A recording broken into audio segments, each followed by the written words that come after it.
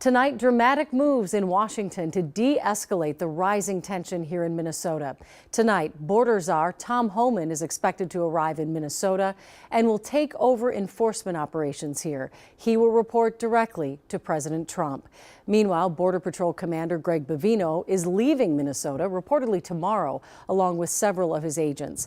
In the last hour, NBC News reporting that he will be returning to his former position as a sector chief in California and will not continue as commander overseeing Border Patrol agents in interior cities. President Trump spoke with both Governor Walz and Mayor Jacob Frey today and said his call with Walz was, quote, very good, and that they seemed to be on a similar wavelength. Governor Walz called it a productive call, saying he asked for thorough investigations into recent shootings involving federal agents and also asked to reduce their presence here. And Mayor Frey said he and the president agreed that the current situation cannot continue. He said some agents will leave starting tomorrow and that he is pushing for the entire operation to end. Well, this all marks a big shift in the tone surrounding federal immigration enforcement here in Minnesota, as Minnesotans on both sides of the aisle have been calling to take the temperature down. Raya Katene has a closer look at this recent change in tone. Yeah, we've seen a lot of Greg Bavino in the recent days and weeks, but the White House says border czar Tom Homan will now be the main point of contact here on the ground in Minneapolis. Today, Governor Walz and Mayor Frey said they expect to talk with him very soon, whether that be tonight or tomorrow. Walz says he will be asking Homan to get all 3,000 federal agents out of Minnesota.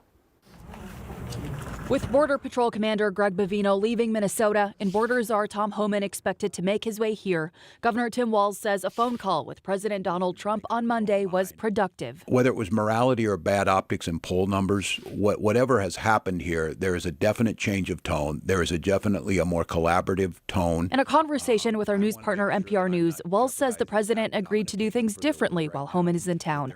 Posting online, President Trump says he and Walz seem to be on the same wavelength during the call. Everybody understands that we have to move in a different direction.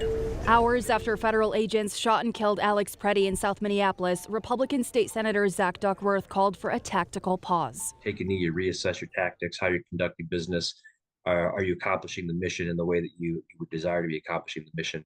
And clearly that's not what was happening. The senator, representing areas south of the Twin Cities, joins a growing number of Republicans who say they want to lower the temperature and make way for constructive conversations. The real purpose of the letter was to kind of inspire and call for collaboration at all levels, federal, state, local. In a letter addressed to several federal leaders on Monday, including Homeland Security Secretary Kristi Noem, Duckworth calls for an independent and fair investigation into Preddy's shooting and a request for restraint and justification when using terms like domestic terrorist. He goes on to affirm his support for lawful immigration enforcement, but says Minnesotans rightfully expect the operations to respect constitutional protections and minimize unnecessary risk to civilians and officers. And the other aspect of that, which I know our local law enforcement is really good at, and I think our federal partners can be too, is exercising prudent restraint. Although he's not representing the agency in this conversation, Duckworth is a member of the National Guard. This is now the third time he's been deployed to address civil unrest in the state while serving as a state senator. We don't have to do a 180 and completely abandon our efforts to enforce immigration law and target those that we really should be targeting, violent criminals who aren't here lawfully. But we need to do it in a way that's better, that's more targeted, and using tactics and methods that are much safer. Walz says that he also spoke to President Trump about allowing state investigators to look into Alex Preddy and Renee Good's killings, and he says the president said that he will look into that, Julie. Yeah, everybody hopeful the temperature goes down for sure. Definitely, I think everybody's ready for some relief. Thank you, Raya.